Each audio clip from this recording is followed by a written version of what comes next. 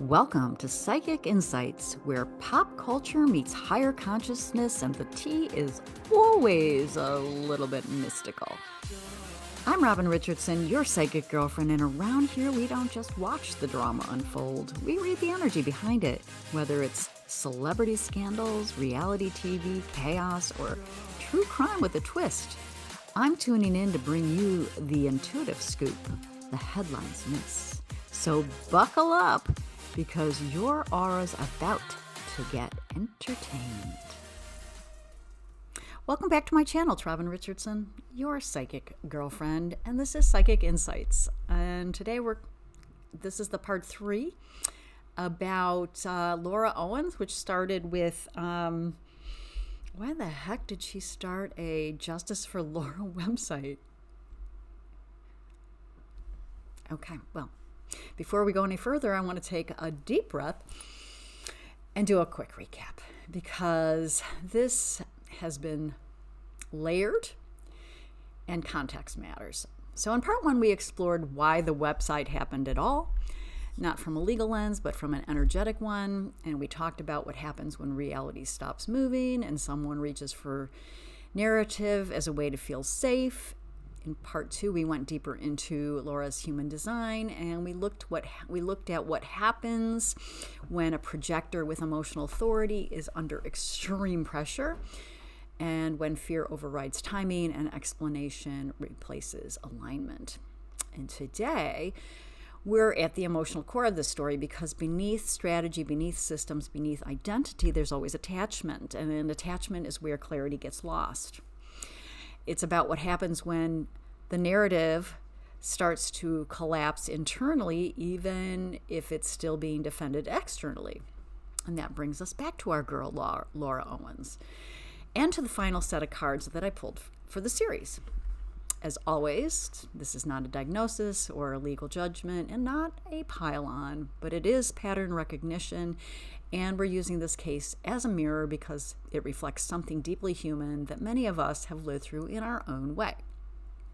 So I asked the final question in the series, and what is really driving the situation as narrative control begins to fail or continues to fail? And I picked bear, man, heart, and then clouds.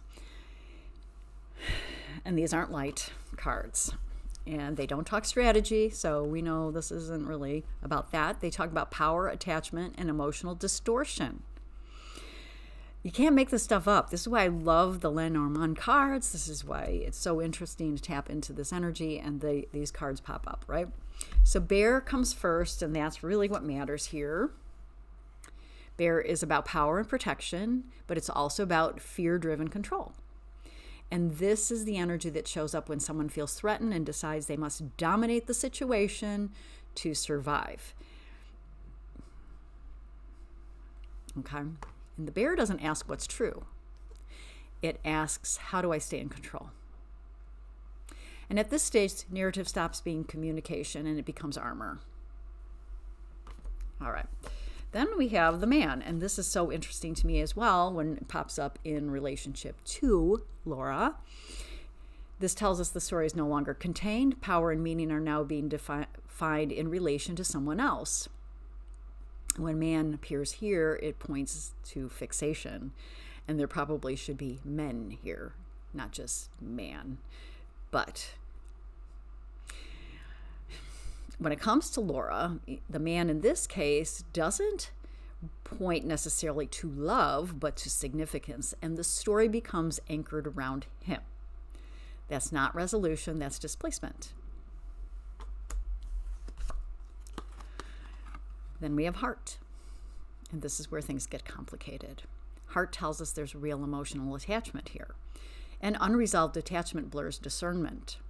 Feelings start to feel like fact, and intuition gets hijacked by emotion. And this isn't necessarily manipulation, but it's emotional fusion. And this is probably what we are seeing, most likely with Laura when she tries to connect with men.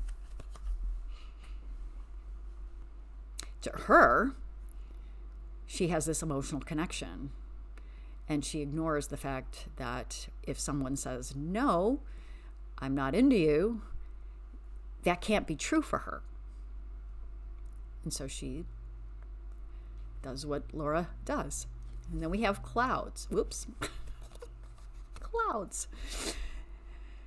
And clouds is internal fog. And it's her not being able to see clearly at all. And when clouds follow hard, it tells us emotion has taken over perception. So her need to be right or pregnant by everything she does after this feels justified to her. And that's when systems stop negotiating. When we pull this all together, these cards, we've got the fear-based control, we got the external fixation, we have the emotional attachment, and we have the loss of clarity. And this isn't a story about winning. This is a story about losing objectivity. And when objectivity is lost, reality steps in. And this brings us back.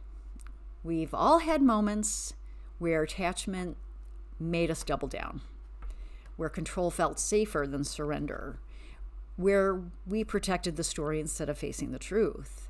But intuition is quiet and it doesn't defend. It waits for clarity. And so when power, attachment, and confusion collide, the only thing that restores clarity is stillness. Not explanation and not defense. Restraint. And we can see in Laura's patterns that restraint is not her thing. Okay. So if this series resonated with you, here is the question I leave you with. Where am I protecting my story instead of listening for truth? And if you're navigating a high-stakes emotional, relational situation and want grounded, intuitive guidance that you can trust, you'll find my offerings at yourpsychicgirlfriend.com. So if you like this kind of intuitive insights on true crime or celebrity, whatever, chaos, like and subscribe and ring that bell so you don't miss anything. And I will definitely see you in the next one.